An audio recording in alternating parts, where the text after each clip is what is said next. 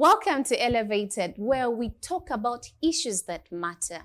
In our last episode, Silent Cries, Unbroken Voices, we talked about the problems faced by girls that are sexually abused and trafficked.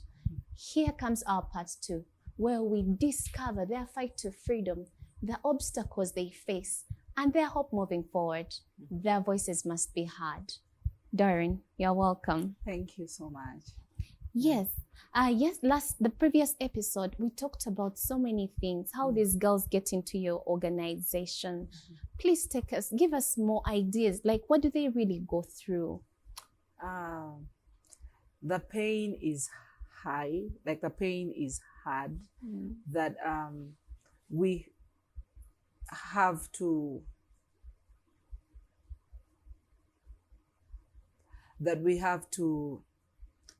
in hospital, some of them, their wombs are ruptured, and so we have to remove them. And it is hard as a mother, it is hard as a social worker to break out this news to a girl and tell them, you might never give birth again, or you will never give birth again.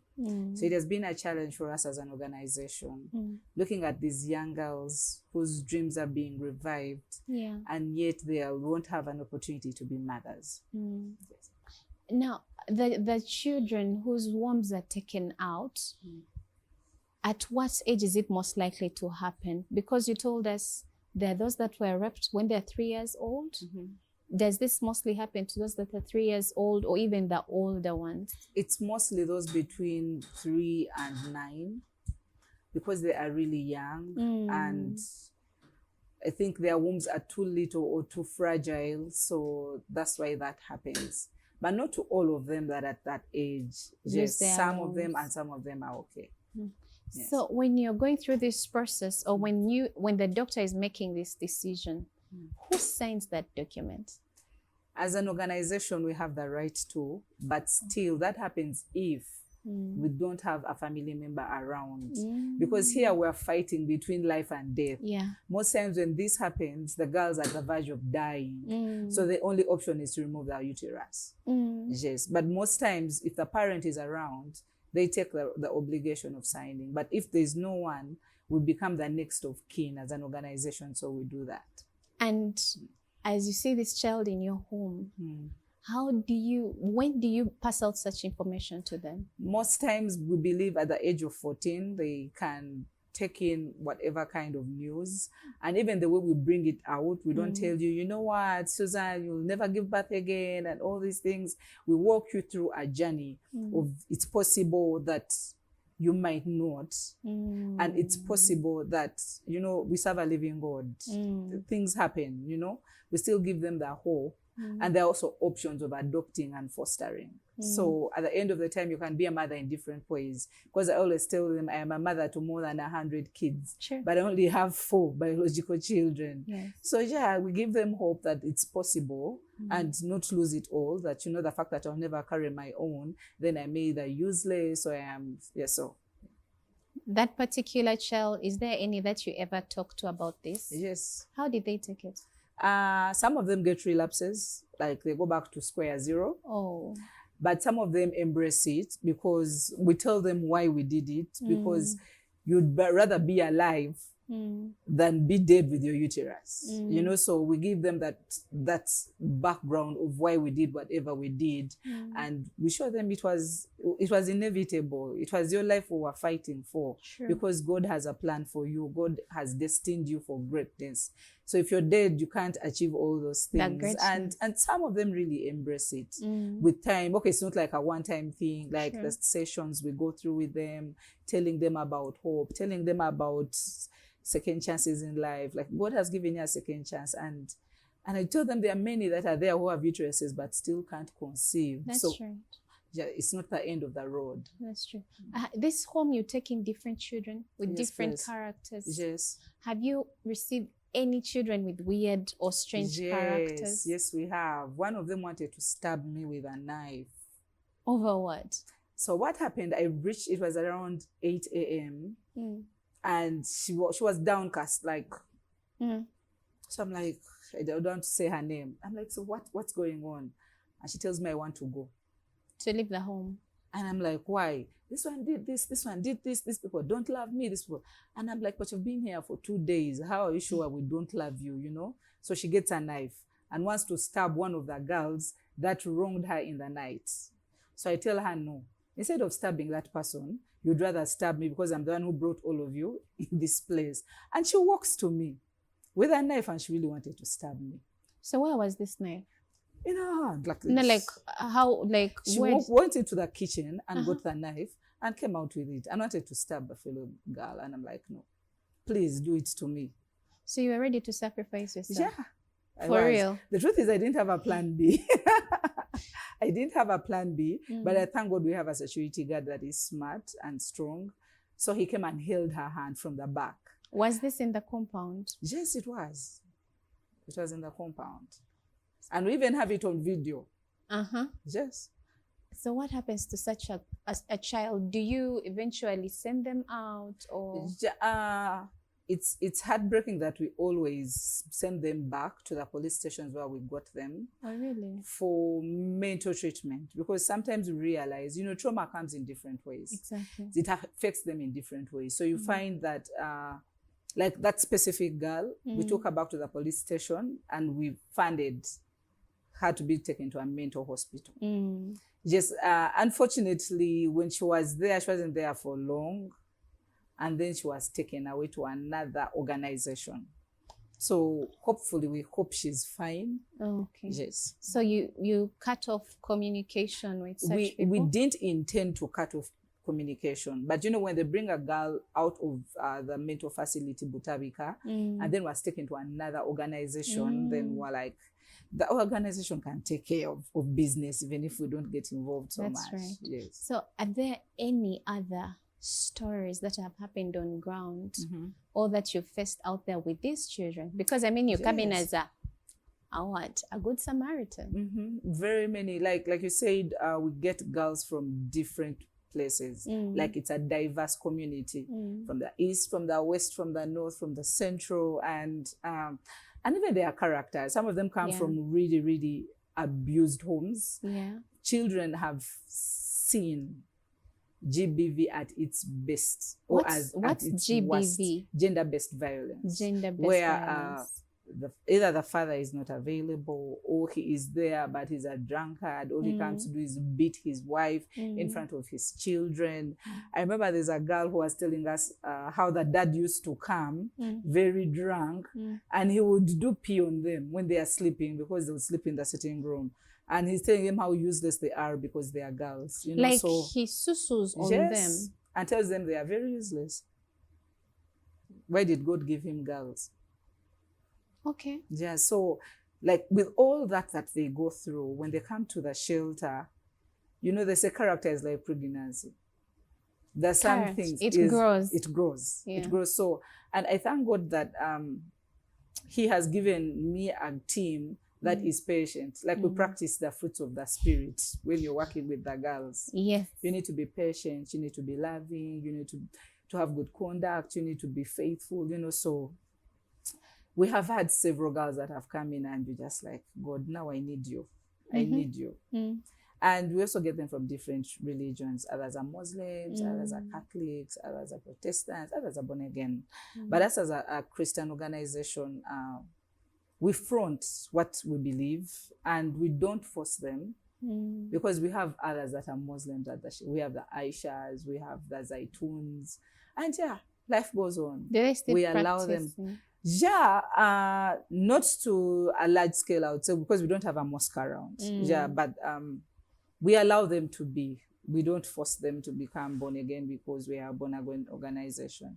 Yes, but it's tricky how girls come in from different cultures, places, environments, and they come in and they sink in after like a month or two, and they are one, you know. And for me, that is really encouraging that they come in. We have some who come in when they are thieves. They come and they steal around. And I remember one of our mothers thought she's working with Christians. So they stole her money in her bag. Dear. Yeah. So some of them are, but yeah. How do you deal with such a person? No, we talk to them. Because those are very many children. How do you even know Yes. that this one is an who stole?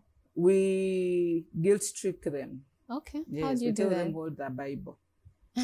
Yes, the Bible tells us that you don't have to steal. So if you stole, and God is going to punish you. Yeah, and they come out, some of them.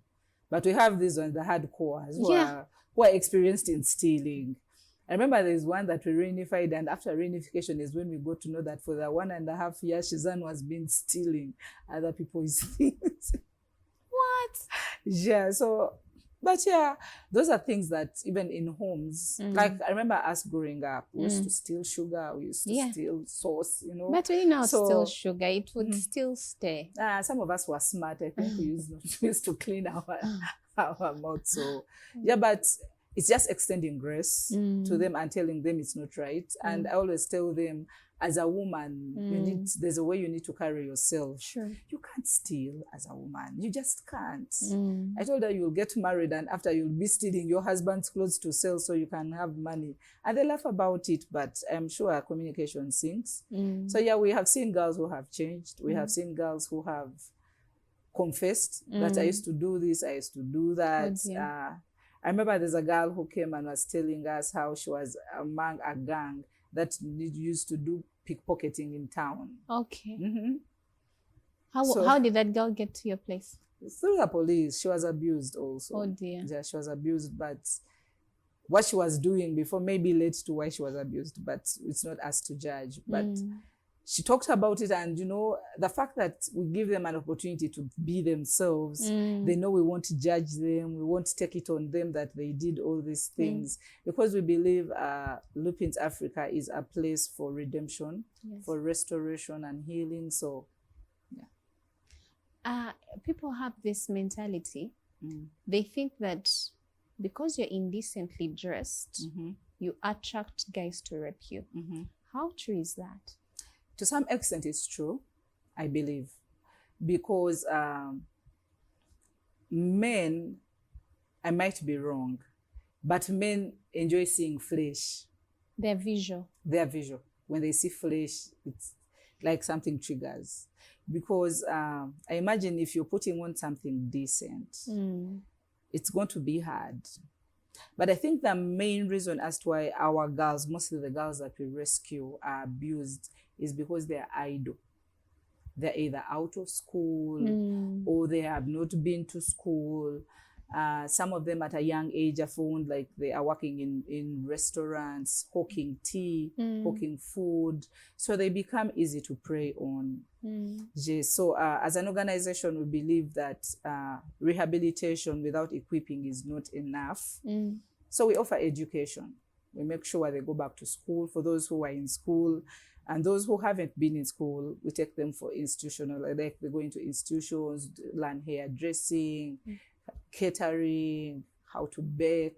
Some of them do tailoring. So yeah, there is hope that it's possible they won't be abused again, because now they have a lot on their hands, a lot on their plates. So yeah. Do you train them maybe like karate? Because you know, women, we are believed to being so weak that you cannot fight back a man. No, we don't train karate per se, but we do exercises.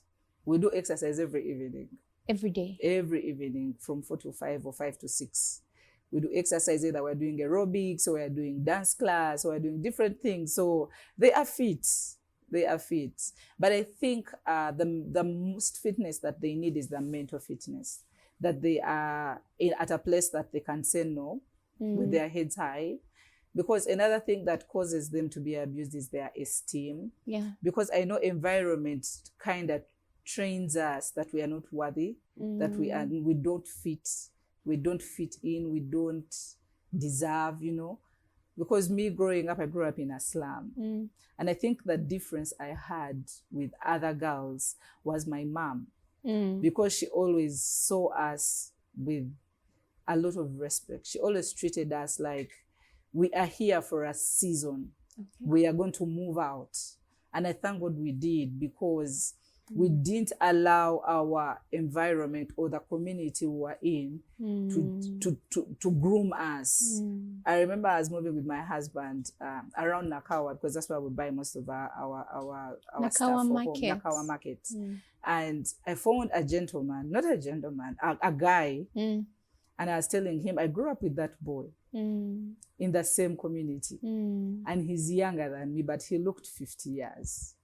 Because he was into drugs, he was into marijuana, you know, and for me, that teaches me different, that we didn't allow where we grew up from to determine who we shall be. Yes, and this is just something I would want to tell parents, that sometimes our situations, we allow them to groom our children. Yes. Like if I'm growing up in a slum, I was at the shelter yesterday and we're talking about a boy in Katanga who, when you look at him, you'd think he stays in Kololo. Tell me. He is very clean. Like every time I find this boy, he's putting on a white shirt in Katanga. How old is this boy? He's now in university. But he is, I think he's a true definition of standing out. He's from a community that seems forgotten. Yes. But he has decided to be different. He is smart mentally. When he speaks English, you'll be like, are you from Katanga? Because the first time I met him, I got goosebumps. I was just like, wow. Because I was in touch with the mom. So she's like, my son is coming from school. I want you to meet him. So I meet this boy and I'm like, yes. He is standing out the right way. His head is really high because of the way he takes himself, the way he dresses, the way he speaks. And you're like, wow. So I believe that where we come from or where we are doesn't have to determine who we shall be. Sure. Because he's now doing an engineering course in Chambogo University on government. You can imagine. You know, so as a proud overseer, like a proud person who is looking at him and admiring him, I'm like, I always tell the girls at the shelter, if this boy could do this, then all of us can do much more. And I always tell them, you might be the reason that you're going to be the breadwinner. You're going to take your family out of poverty. Yes. So if you don't work hard in school, if you don't take care of yourself, if you think having a boyfriend at this time is the best thing, because like I said, at the organization, we speak about everything. So sometimes they have sessions and I tell them, who has a boyfriend? And they innocently put up their hands because they trust us. And then I tell them, so after university, maybe you're working at Crested Towers, you have your own car, you're driving, you have your money. Will you go back to that boyfriend? They're like, shit, levels will have changed. And I'm like, so why do you allow him to waste your time now? You know? So we have many things that we talk about at the shelter, and I think it's helping these girls. Yeah. But I think there are also others who feel like, you talked of one who is 16 years old. I remember in senior, that's like senior 3, senior 4. You feel like, I mean, this is my guy. It's you feel like you found true love. I mean, you don't even want to listen. And there are those that differ when you said all that. Yes, by the way, there are many that differ. Like we said, we get kids from different places. We have many that say, you know what, this is my boyfriend and I'm not going to, because I always tell them having a crush is okay. Yeah. It's very okay to have a crush. I also had a crush growing up. But what you do after that crush is what matters. And at school, I always tell them, we are a Christian organization and our reputation should stay up there. So if you're the reason our reputation is going down, then check yourself. Wow. Yeah, we have many that come in and, you know, there's one that is in one of our schools and told the school, I don't know these people. They're from an organization. Me, I'm not. Like, but I didn't want to come to boarding school, you know? So when you got to know about those things, we had to invite her and the parent and the mom. So we told her, so you're not from the organization, which is okay not to want to be a part of us, but the groups that you're in are not going to help you. So as an organization, we don't want to do it alone. We want to do it with the family. So when me and the family come together, you know, you have nowhere to run, but either to stick on the line, on the direction or the guidance that the organization is giving you. Yes. You talked about them falling in love. Do you have any that has fallen in love with the person that assaulted them? Yes. We have a girl who was abused from the age of 8. So we rescued her when she was 14 years. And after like a month or 2, she said, I want to go back. I want to go back to that man. It was an uncle. I want to go back because I miss what he was doing. Oh my goodness. And that happened because of the way she was sleeping. Like I told you, we monitor their sleep when they come. And it was uncomfortable for a warden to see. But she was like, no, there's something is not right. Yeah. Because she used to masturbate in her sleep. At how old? 14 years. So by the time she's masturbating, at that time she cannot, like she's not in her senses? I honestly don't know if she was in her senses, but she always did it like in the wee hours of the night when she's sleeping. And after she would just continue in her sleep. Meaning that's something that it used to happen at that time when she was home. I think. And they wanted... Yeah, so when we talked to her, she said, I want to go back. I miss what he was doing. And so that's where the clinical psychologist comes in and So that's when our counselors had, I think, one of the hardest times to work. Yeah, but now I thank God that she's fine. She's now fine. Oh my goodness. And that means these children are addicted to different things. Yeah. Have you gotten any girls that are addicted to strong substances, drugs? How do you handle that? I've seen someone struggling with drugs before, and getting off that is really hard. Yes. How do you handle that? Most times when we get such cases, we take them for rehabilitation in a rehabilitation center for drugs. It's expensive, but it's worth it, because as an organization, I think we are not equipped enough to go through with such cases. I remember when I was in Ginger, I'd gone to rescue some girls who I found in a strip club. And then I met this girl who told me, no, you can't save me anymore, but you can save these other young girls. She was into drugs. She was HIV positive. Like she felt like she had lost it all. And that broke me as a social worker, but also as a mom. This girl was 16 or 17 years old. And by the time she tells you in a VACODA, that means she has been into drugs for a very, very long time. And so, but she had hope for the other young girls that she had recruited. So she tells me, Auntie Chogendo kola katibano bobo kwatako. And I thank God that that time we rescued 4 girls. You said recruited? Yes. She brought them into the... She recruits.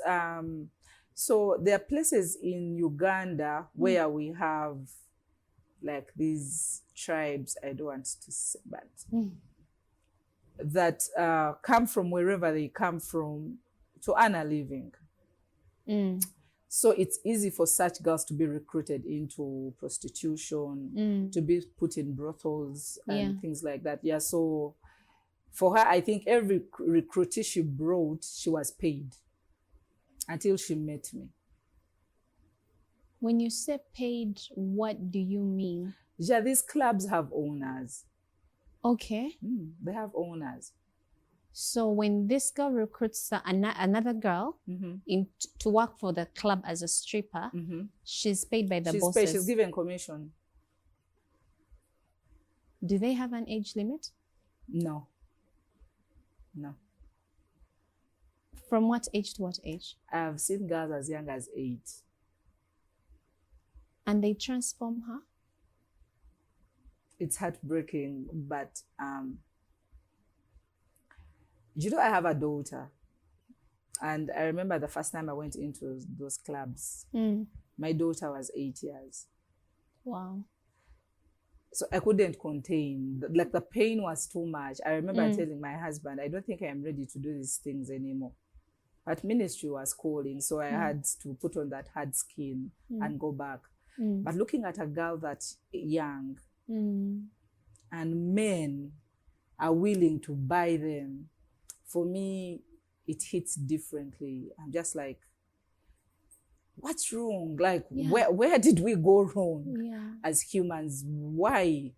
Because I remember she told me, we have two in our customer, abagala abato. Like, them, they want young girls. They don't want elderly women or teenagers.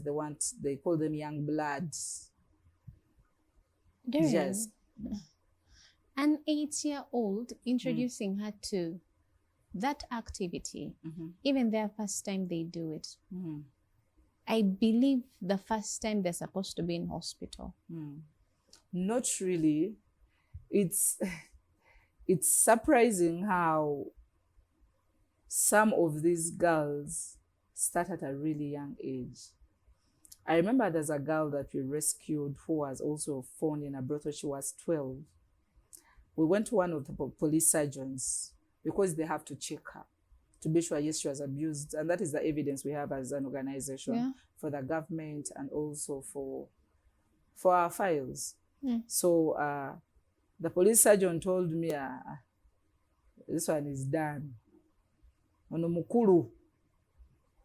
That means she had started those things at a really, really young age. So you find her 8 years, 9 years, but ngamukuru.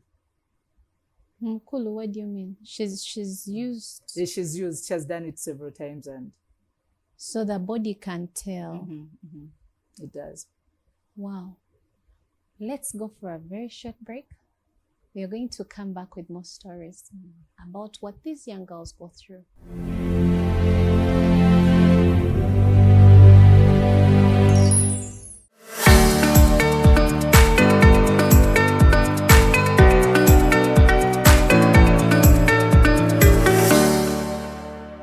Hello and welcome to Church Unusual, the platform where we talk kingdom. We are looking at the Bible to understand principles of living as sons of God in the earth. When God made man, Genesis 1, Yes. he made him male and female. Male and They are female, made he him. them. You see, he made him, Yeah. male and female, made he Them. So the him is also son, it's not male. Yes. All right? So it's a whole concept of how God operates. So we're not saying that, God is male and the Holy Spirit is female. There's no male spirit and female spirit. Yes. We are spirit. We have the prophetess. Yes. No. Otherwise, we'll have apostoless, Teacher. we'll have teacheress, we'll have pastoress. Yes. No, these are all spirit positions. It's important to understand that Church Unusual, keep tracking. The devil is here on the earth doing stuff.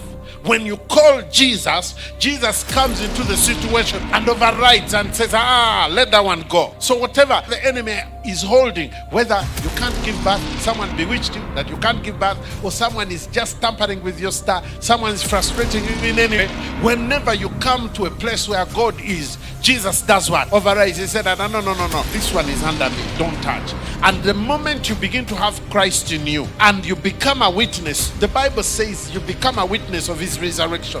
Why? Because resurrection is the thing that defeats Satan. Welcome to the Sunrise Show. My name is Angel Walker. Erectile dysfunction is one of the causes of marital breakups. But do you know we have a solution right here?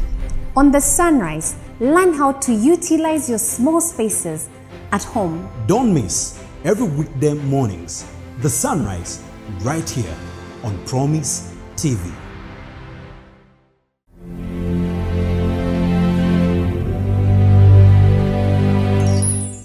Welcome back from that short break. Lupins Africa only caters for girls that have been sexually assaulted and trafficked. Let's find out why. And why don't they have boys on board? Doreen, Yes. do you have any plans of including boys in your home? Yes, we do. We're just a baby organization. This year we made 5 years. Oh, cool. So we believe that as we grow and as the finances grow, we can have a shelter for the boys. It's not that we have neglected them, but they are more expensive to take care of. A boy's shelter would be thrice or 4 times a girl's shelter financially. Why? You see, we will work with girls who are sexually abused. That means we shall be working with the boys who are sexually abused, and that's where sodomy also comes in. So I remember I was called by one of the police stations about a boy who was sodomized, and the surgery and treatment and everything was going to amount to 45 million. So I'm imagining if I rescue 10 boys that are sexually abused and I have to spend 45 million per boy, it would be really expensive. And another thing is the boy child is tricky to rescue because for security purposes, and also people that are doing this thing, that are abusing the girls, the boys are rich, connected. So sometimes our lives are at risk if we go into the boy child. But yeah, hopefully in the future as we grow, as in teams and also financially, yeah, we hope that we shall have the boys' shelter. Well, I believe not every boy is sodomized. There are other boys that are assaulted in a different way, sexually at home. Yes. Yeah, I remember of a boy that came out. He's now a man. But he came out and shared his story, how he was abused for over 17 years by the house help. They had the house help for 17 years? Yeah. Like they grew up with her. Like, so she introduced him into sexual act from the age of 7. So by the time he was around 20-something, after university, and then moved out, got married, he hadn't gotten help. Because first he thought it was ashaming to share his story even with his parents. Oh dear. And he said he reached a point and he enjoyed it. Like, he was so attached to her that when she left, he hit depression.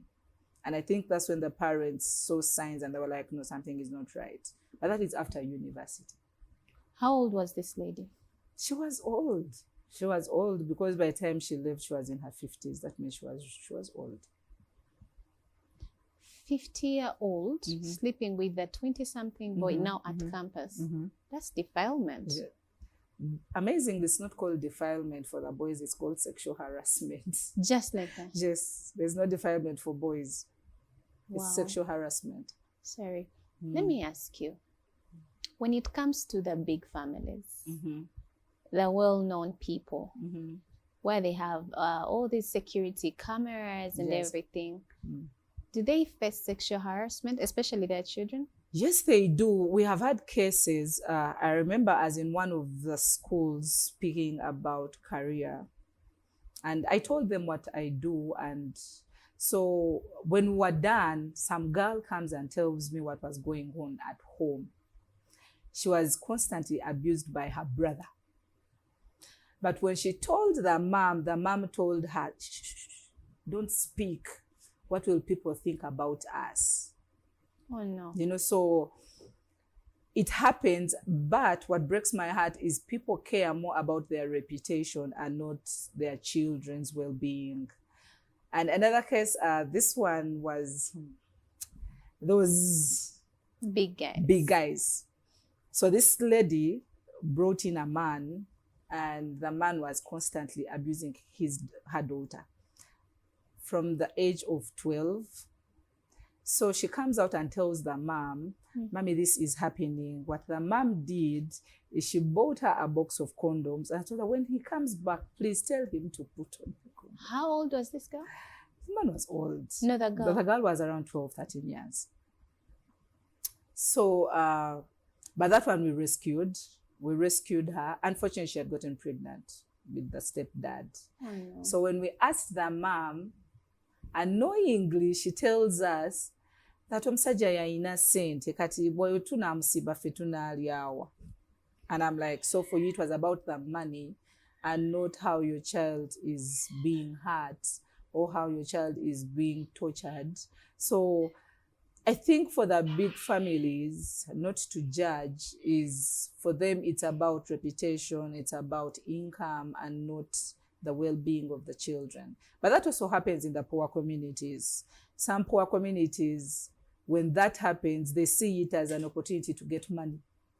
So like nedda otogenda mu kooti tujja kimalira wano mpayo akakadde kamu tukiveemu. In other words, they treat their children for fame.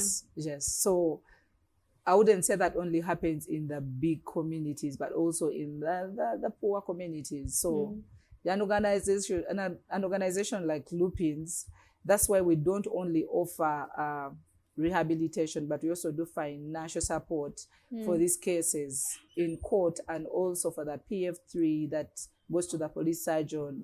We pick them, we transport them, and in the big families, for the big guys, and there, okay, like parents that have come up because they didn't know what was happening and they have really fought? Or do they even ever let these cases get out? Yes, some when of they're them fighting do. Some about of them, it? I remember as in one of the courts, that case wasn't through us, but as in one of the courts, and there was this case where an uncle was abusing the child, his niece. So they were in court, and thank God both of them were big dogs, so they both had money. The uncle and the daddy? And the mother. Okay. They both had money. They were siblings, but they were in court and they were fighting for justice. And for me, it was just amazing that this mom came out and stood out for her child and decided to fight against her own blood because of what was happening to her daughter. So such cases are there where they come out and step up, they come out and speak, they come out and fight for justice. But most of them, I think, it's about reputation and not the well-being of their children. You've socialized with some of these children from these families. Yes. How are they mentally? I would say a child is a child. It's just like trauma hits different, like I said. So the recovery process differs, but they always come through. They always come through. And as an organization, we front forgiveness, because we believe if you don't forgive, you don't heal. I always tell them that if you are annoyed with someone, who hurts the most? You who is annoyed, because that person is there and they don't even remember that they hurt you, you know? But every time you see them, you get a chimango, you know? And for them, they've moved on. So you're hurting yourself. You'd rather forgive and move on, because for you to heal fully, you need to be at a place of you have nothing that is hurting you. These children that come to you when you go to talk in schools and they share their experiences with you, how far can you go for them? One of them, I almost lost my life because this dad was a big guy and he was abusing his daughter. The dad or the stepdad? The dad was abusing his daughter, and when we go to police, so what I did is I advised that we go to police and open up a case. So you didn't go to the headmistress? No, we go through the school, obviously. We go through the school, but we believe in confidentiality, so their stories are kept secret. So we go to police and report and do all those things. And then after, we realize he's not just a normal soldier, he's a serious soldier, a big guy in government. And so the tables turned for me. But I remember as backing out on that case, she told me, Mommy Doreen, you have left me in space. Like, who have you left me for? I trusted that you would be the one that would help me. That hit me hard. So I pursued the case and I almost lost my life. Almost lost my life. Unfortunately, the fact that she was still staying at home, she decided to run away. So she just ran away and I lost contact with her. Oh dear. Yes, I lost contact. But yeah, sometimes it's that hard. Meaning by the time she told you, she had had it? Enough. She says she doesn't remember how many pregnancies she aborted. So she would get pregnant and the dad would sponsor the abortion? Yes, would take her, give her juice, and the next thing she remembers, she's out of hospital back home. How old was this girl? She was 16 at that time. So I think it started from the age of 12. She had a mom? But the mom had divorced the dad. Unknowingly, when I called the mom and told her what was happening, she said, "Oh, your tata way." What That's does the that dad. mean? What does that mean? Ye tata wate yamusomesa nze sina sente zisomesa. So, Oh dear. and I think that's one of the reasons she left, because of what was happening. Doreen, when you get to hear these stories, don't they ever fill you with rage, especially when you are trying to go after some cases? I think every time they do. But as I've walked this journey with these girls, I think one thing that gives me hope, or one thing that keeps me going, is the fact that their hope is revived. The girls that come in crying, the girls that come in with very many questions, are now dreaming again, are now happy. They have a place to belong. They are excited for the future. For me, that keeps me going as a person. That keeps me and my team. Even when they come in with whatever questions, with whatever pain, we believe that they're going to be fine. And that keeps us going. That keeps smiles on our faces, knowing that, she'll come through. She'll come through. There are many cases that come in and you're like, God, now I need you. I need you to come in. And because if I found this man and I had a machete, I would chop him to pieces. I can imagine. The girls that you keep bringing in, I don't know, do you prepare these girls to, like, another victim is coming in to join you? Do you prepare the ones at home? Yeah, we do. You tell them you're going to receive a new person. You're having a new sister. They call themselves sisters. Yes. So like I said, we want it to be a family setting and not an institution. So we call ourselves sisters. That's why they call me mommy. They call my husband Daddy Lupins, because we believe we are a family. Yes. And in preparation, they come excited to meet the person that you're bringing. And they love on her, you know. Oh, they love on her so much that it's easy for her to forget her problems and sink in so fast. Oh dear, that's beautiful. We talked about character. And lately, LGBT is on a rampant, even in girls. Have you welcomed such girls on board? Yeah, we did. We did rescue one girl who later we realized was introduced into LGBTQI by her cousin sister at home from the age of 7, I think, 7 or 5 years. So this thing came happening and she thought it was the new normal. That's how it's supposed to be. She thought it was the normal way to live. So she comes to the shelter and she starts with the young girls. Do this, I'm going to do this to you, I'm going to do this to you. So as young girls, they come running to, Mommy, what? This one has done this. And so we're like, So I called her. We went out, another bottle of soda, and I was like, so tell me, why are you doing this and all that? And she was open. She told me, Mommy, this is what has been happening to me where I was staying before I went to my stepdad who abused me. My cousin would come from school, boarding school, and do this to me. So her, she thought it was a normal thing to do. But we walked that journey, but what we did is we went back to the police where we got her from, and we told them what was going on. So that if that time comes and we can't take her anymore, we have to bring her back and maybe find somewhere else to put her. Why do we do that? Because I would rather take away one rotten tomato than leave that tomato in the good tomatoes and they all get spoiled. We avoid as much as possible because things to do with lesbianism, it eats so fast and so deep. One person can come and initiate the whole group. And as a transitional home, that will grow. Why? We shall get this girl, she's introduced into this thing, goes back home and introduces this to the people. You get?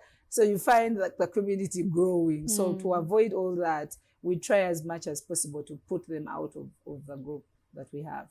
Lupins Africa seems to be very loving. They're very loving, very loving community. Thank you. And you're all open But are these kids open to with all of you, or they have specific people?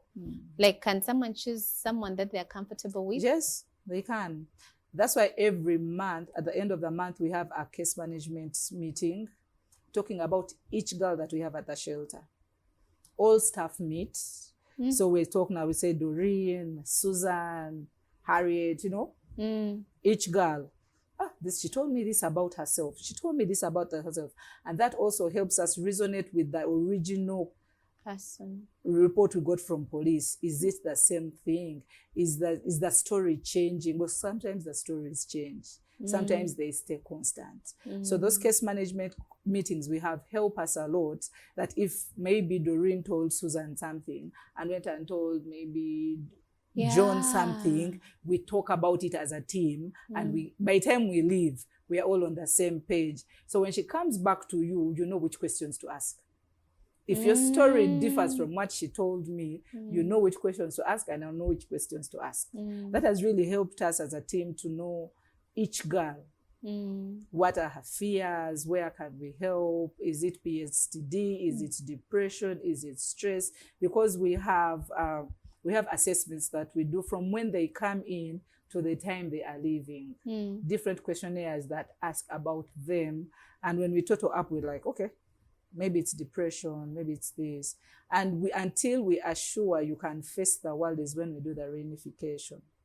That's why we don't have a time limit for them. Your group is so organized. Did you study this, or it's just you have people that have actually studied this? Yes, most of the people at the organization are social workers. From the mother to the warden to the outreach coordinator to the administrator, most of them have a field of social work. That is number one. But again, like I said before, Lupins was birthed in 2018. But 2018, 2019, I was doing paperwork. I was doing the ground, having all paperwork, all the policies in place. If I would think of something, I would write it down. Where would it fit? So we have the policies up and running. We are taking them to URSB for certification. We have all these questionnaires with the help of our counselor. We have assessments in place. So that has really helped us, that we didn't come from scratch. We already had some things in place. So as we made 5 years, we are redoing. We did monitoring and evaluation. Where have we gone wrong? What haven't we done right? What can we change? So next week we're having another meeting to come up with better policies, better everything. So yeah. Wow. Among the people that you work with at the home, are there men? Yes, they are. And your girls traumatized? The fact that most of them are sexually assaulted by men? Initially, that's what we thought, that, yeah, we can only have women because we are working with girls. But then it came to mind that after reunification, are they only meeting girls? They're also meeting the boys. So they have to face their fears. Because I remember there's a girl that we rescued. Every time a man came close to her, she would run away and go in her bed. But now she's one of the people who come, hey, uncle, I'm happy to see you, uncle. Why? We want them to face their fears, even when they're at the shelter. That when they go out and they see men, they don't run. You know, so we have a security guard who is a man. The discipleship teacher is a man, and the administrator is a man. And these are critical places of responsibility. The security guard, the discipleship teacher who teaches them about the love of Christ is a man, which they also see as a father figure because he's so loving. He is so loving. And I have seen them come up and speak scripture like they have been in it for long. Oh dear. Yes. Or like he paints a different picture of who a man should be. Yes. Including your husband, Daddy Lupins, yes. Wow, that's really beautiful. I actually thought that when someone comes to face their fears, at times it takes the healing process so long. We give them time. Like I said, we don't have a time frame for any girl. We take it case by case and we give them time. Why? We don't want to send out half-baked products. Because our belief is after we have rescued them, we restore them, equip them, and send them back to community. as child advocates, that they will be the ones to fight for other girls that have been in positions like them. Because in communities that we work with, we have center guides. So we believe in the future, the center guides will be one of our girls. That we tell them, you know what, you're in this community, so whatever you see, please come and maybe we work about it, work on it. Oh, you can be the one to even front. Let's go to police. Let's do this. Let's do this. So that is our dream, that in the future we shall have our girls be the child advocates in different communities. Now that you're producing young Doreens. Yes. That's beautiful. Doreen, do you ever rescue children, or have you ever rescued a child who goes to school? You have? Yes. And you said you don't let out people that are half-baked. How do you take them through this? Because they've been going to school, now they're joining your home, but they still have to study. You know how Uganda works. How do you handle that? I think we don't want to do it like Uganda works. Okay. We have had girls. There's a girl that we had who was in P7 in her first year, her first term of P7. So when we brought her in, we sat down. What we do, most times we sit down and talk about stuff. Yes. At the organization, we have a teacher that comes and teaches, but not like a school does, because they're teaching different categories of girls. So we just pinch in for knowledge, and also for those who have never written their names, for those who can't speak English. So that's what we do. So I sat her down and told her two things. It doesn't make sense for you to live and go to school when you're not healed. Okay. Because trust me, you won't perform. That's right. You see? So we sat down and we talked through it. And then she's like, Mommy, I'm ready to wait until I am ready to.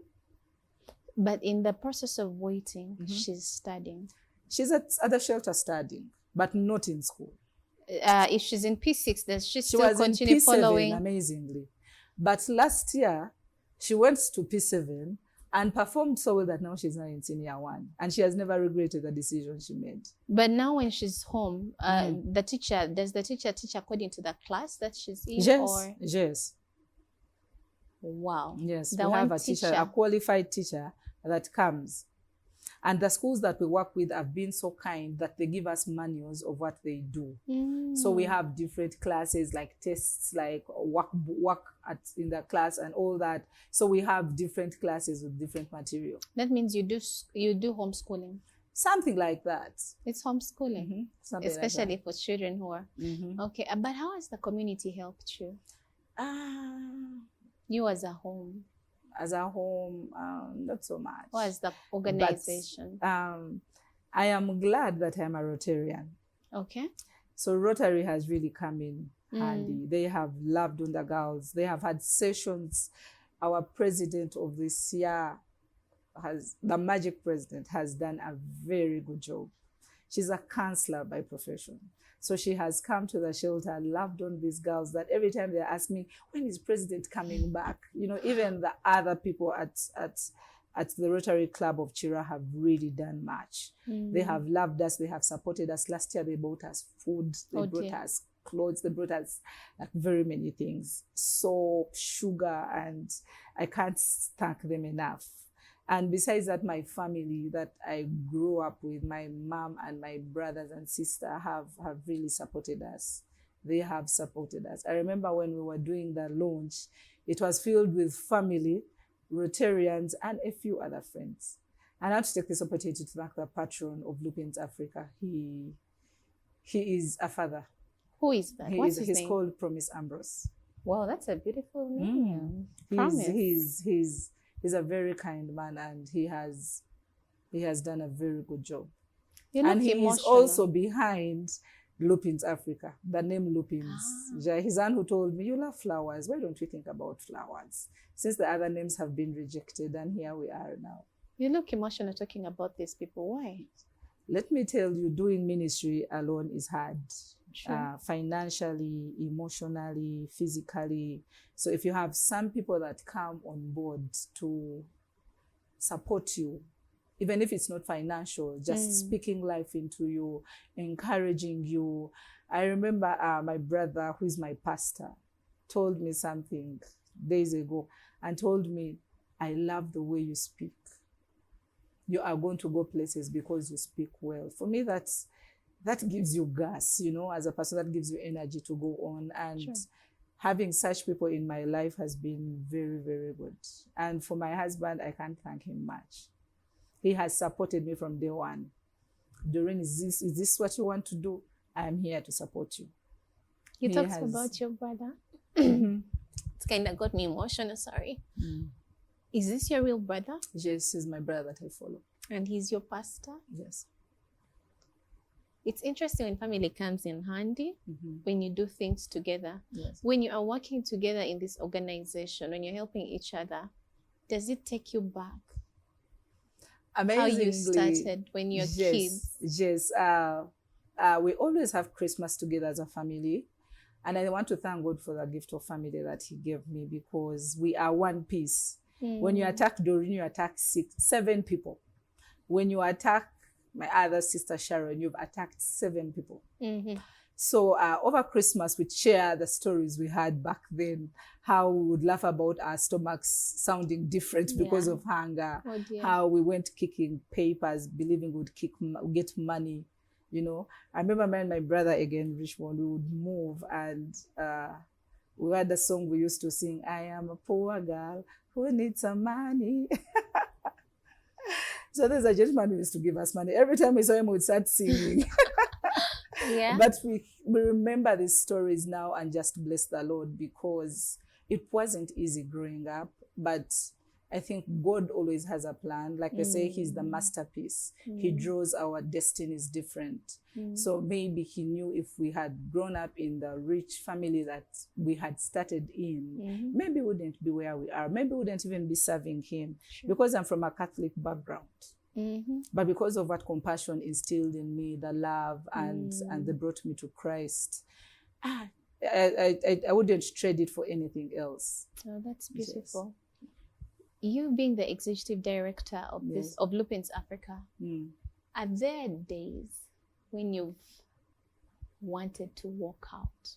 Very many days Does it still happen that I want to to you? throw in the towel, and I'm like, God, I think I was not meant for this. Sometimes it's because of the cases we receive. It hits you hard, and then I didn't have like someone to speak into my life. But I identified someone who, when I'm going through a hard time, they are there to listen to all my garbage, you know. And another thing is when the finances are not coming, you know, you have these kids in school, you need to look for school fees, you need to feed them, you need to give them medical. I believe every child deserves the best.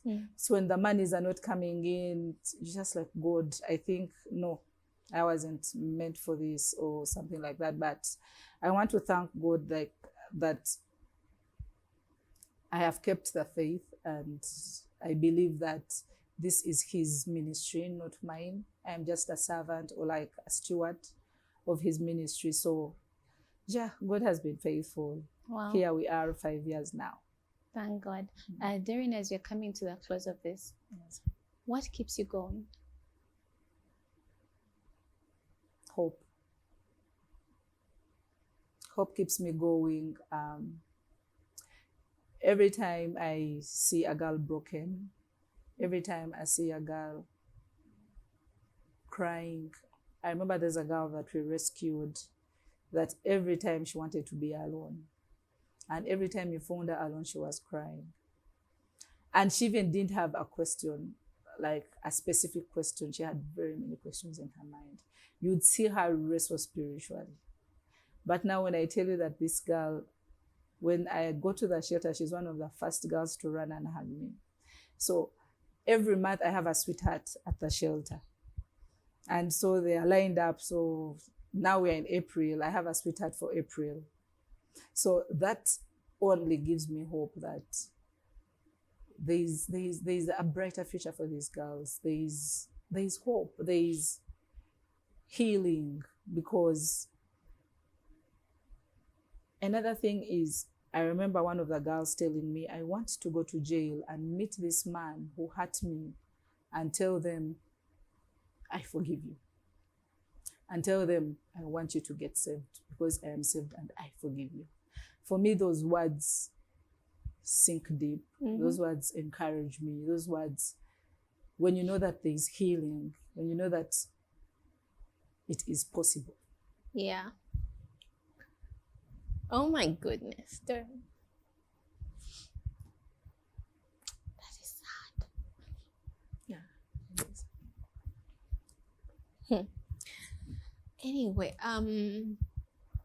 Doreen, it's been nice sharing these stories with you, because we see these girls going through things and their voices are not heard.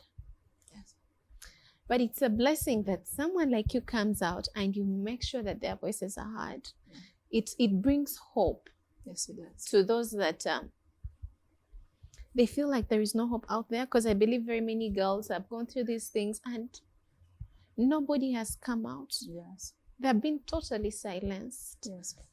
We pray that God gives you more grace to help more girls. Amen. And maybe a message to anyone that is abused, irrespective of the age. You need to talk to someone. True. You need someone to walk the journey with you. Because if you don't, even at a later stage, it always comes back. So you need to have someone, a shoulder that you're going to cry on, and they won't judge you, and they won't do anything that would harm you more. So trauma is real. Trauma hits hard. Even when some girls come and they feel like it is okay. For me, I go beyond it is okay, because I know some of them cover up their trauma, but it always comes back. So get someone to talk to. It doesn't have to be a counselor, but just someone that you trust, that can walk a journey with you of healing. Because if you're not healed, you are broken. And if you're broken, you don't benefit, and you don't benefit others if you're at a place of brokenness and darkness. You actually, they say that bleeding people bleed on others. Yes. Wow, this is a beautiful session. Thank you for giving us an opportunity. You're welcome. I pray that every girl out there is able to be heard. Well, our dear viewers, it was very beautiful sharing this time with you. Yes. I hope you are that voice for someone whose voice feels shut. See you in our next episode.